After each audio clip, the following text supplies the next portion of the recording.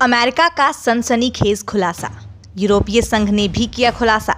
Ukraine रूस के बीच गर्मागर्मी तेज। दोस्तों, यूक्रेन में युद्ध के बढ़ते खतरे के बीच अमेरिका की खुफिया एजेंसियों ने बड़ा दावा किया है। अमेरिकी जासूसों को जानकारी मिली है कि रूस यूक्रेन पर कब्जे के बाद वहां रह रहे रूस विरोधी नेताओं को निशाना बनाने के लिए योजना तैयार कर रहा है। रूस के निशाने पर राष्ट्रपति व्लादिमीर पुतिन के खिलाफ भ्रष्टाचार के विरोध में मुहिम चलाने वाले कार्यकर्ता, निर्वासन में रह रहे बेलारूस और रूस के विद्रोही भी शामिल हैं। आपको बता दें, रूस या तो इन लोगों की हत्या करेगा या इन्हें गिरफ्तार करेगा, और ये खुलासा अमेरिका ने किया है। आपको बता देना चाहते हैं कि इससे पहले अमेरिकी राष्ट्रपति जो बाइडेन ने भी कहा कि यूक्रेन पर रूसी आक्रमण का खतरा बढ़ गया है और ऐसा आने वाले दिनों या हफ्तों में हो सकता है। दोस्तों, इस वीडियो में आपको हम इन सब के बारे में बड़े विस्तार से बताने वाले हैं, तो वीडियो को अंत तक जरूर देखिएगा। दोस्तों, आपको बता दें, अमेरिकी पत्रिका फॉरेन पॉलिसी के अनुसार अमेरिकी खुफिया जानकारी से परिचित 4 लोगों ने बताया कि रूस ने यूक्रेन की राजनीतिक हस्तियों और अन्य प्रमुख व्यक्तियों की सूची का मसौदा तैयार किया है, जिन्हें या तो गिरफ्तार किया जाएगा या फिर उनकी हत्या की जाएगी। 5वें व्यक्ति यानी एक अमेरिकी अधिकारी ने नाम प्रकाशित न करने की शर्त पर कहा कि अमेरिका कोशिश कर रहा है कि इस तरह की जरूरी जानकारी यूक्रेन के भीतर मौजूद विशिष्ट समूहों तक न पहुंचे और इसी जानकारी को यूक्रेन के सरकारी अधिकारियों और अन्य पार्टनर के साथ मदद के लिए साझा किया जाएगा। आपको बता दें, यूक्रेन के राष्ट्रपति व्लादिमीर ज़ेलेंस्की के प्रवक्ता ने इस मामले में कुछ नहीं कहा है। दोस्तों, आपको बता देना चाहते हैं कि पहचान न बताने की शर्त पर अमेरिकी अधिकारी ने यह कहा कि जैसा कि हमने अतीत में देखा है, हमें लगता है कि रूस डराने, धमकाने और दमन के जरिए देशों के सहयोग को प्रभावित करने की कोशिश करेगा। रूस पहले भी अपने ऑपरेशंस के तहत टारगेट किलिंग करता रहा है। वो लोगों को किडनैप करता है या जबरन गायब कर देता है, उन्हें हिरासत में रखता है और लोगों को यातनाएं देता है। खासतौर पर उन लोगों को निशाना बनाया जाता है तो रूसी कार्रवाई का विरोध करते हैं। इन लोगों में रूस और बेलारूस के असंतुष्ट शामिल हैं जो यूक्रेन में रह रहे हैं। जी, आपको बता देना चाहते हैं कि अधिकारी ने यह भी बताया कि रूस पत्रकार, भ्रष्टाचार विरोधी कार्यकर्ताओं, धार्मिक और जातीय अल्पसंख्यकों और LGBTQIA कम्युनिटी के लोगों को निशाना बनाते हैं।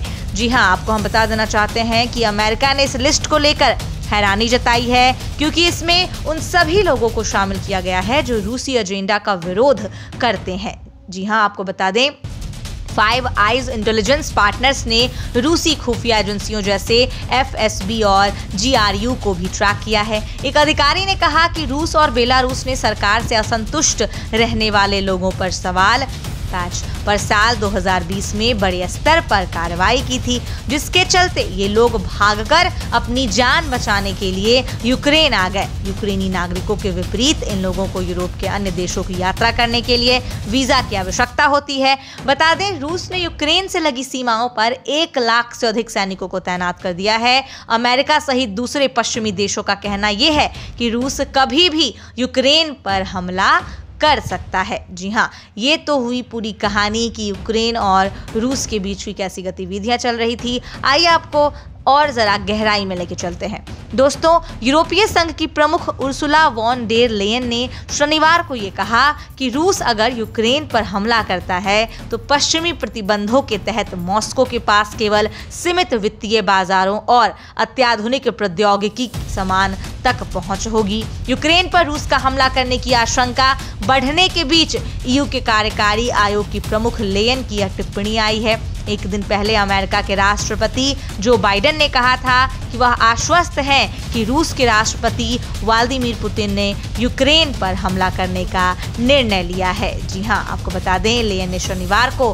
वार्षिक म्यूनिख सुरक्षा सम्मेलन के दौरान कहा कि क्रेमलिन की खतरनाक सोच से रूस को अपने समृद्ध भविष्य की कीमत चुकानी पड़ सकती है। उन्होंने कहा, अगर रूस हमला करता है तो हम रूसी अर्थव्यवस्था के लिए वित्तीय बाजारों तक पहुंच को सीमित कर देंगे और निर्यात को नियंत्रित करेंगे, जो रूस के आधुनिकीकरण और अपनी अर्थव्यवस्था में विविधता लाने की संभावना को रोक देगा। आपको बता देना चाहते हैं कि जर्मन चांसलर ने पुतिन के साथ इस संदर्भ में बैठक की है। इस बैठक में क्या कुछ हुआ है, आइए आपको बताते हैं। दोस्तों, जर्मन चांसलर ओलाफ शॉल्स ने ये कहा है कि पुतिन के साथ मंगलवार की बैठक के दौरान उन्होंने स्पष्ट किया कि यूक्रेन की क्षेत्रीय अखंडता के किसी भी उल्लंघन पर रूस को राजनीतिक, आर्थिक और भू रणनीतिक रूप से बड़ी कीमत चुकानी होगी। उन्होंने कहा, इसके साथ ही मैंने इस बात पर भी जोर दिया कि कूटनीति हमारे कारण विफल नहीं होगी। यही हमारी आकांक्षा है और हम इसके लिए संवाद के सभी माध्यमों का उपयोग कर रहे हैं। जी हाँ, आपको बता दें, इस समय यूक्रेन में युद्ध को टालने के लिए पश्चिमी देश पूरी कोशिश कर रहे हैं। वह लगातार रूस के राष्ट्रपति व्लादिमीर पुतिन और यूक्रेन के राष्ट्रपति वोलोदिमीर ज़ेलेंस्की के साथ मुलाकात कर रहे हैं और कई लगातार फोन के जरिए भी दोनों नेताओं से बात की जा रही है। यूक्रेन के पूर्वी हिस्से में हिंसा जारी है। जी हाँ, यहाँ रूस समर्थक अलगाववादियों पर हमले के आरोप लग रहे हैं। रूस के समर्थन वाली अलगाववादी सरकार के प्रमुख ने पूर्ण सैन्य लामबंदी का भी ऐलान किया है। मीडिया रिपोर्ट्स में ये कहा जा रहा है कि अलगाववादियों के हमलों में यूक्रेन के 2 सैनिकों की मौत भी हो गई है। हालांकि आपको बता देना चाहते हैं दोस्तों कि दोनों ही देशों के बीच अभी गर्मा गर्मी तेज है। जो गतिविधि है उसने तुल पकड़ ली है। दोनों देश के बीच अगर कोई देश है जो इसका सबसे बड़ा सिक्का कहा जा रहा है जिसको, वो है अमेरिका।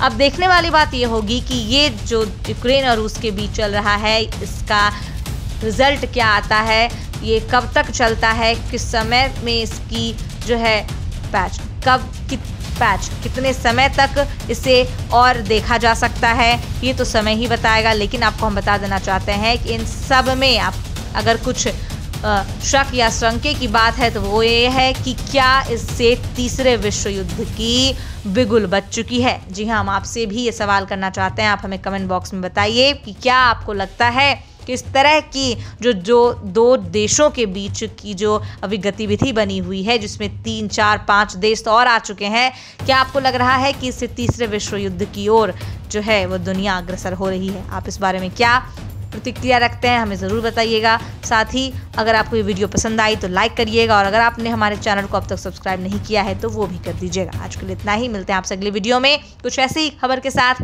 तब तक के लिए धन्यवाद।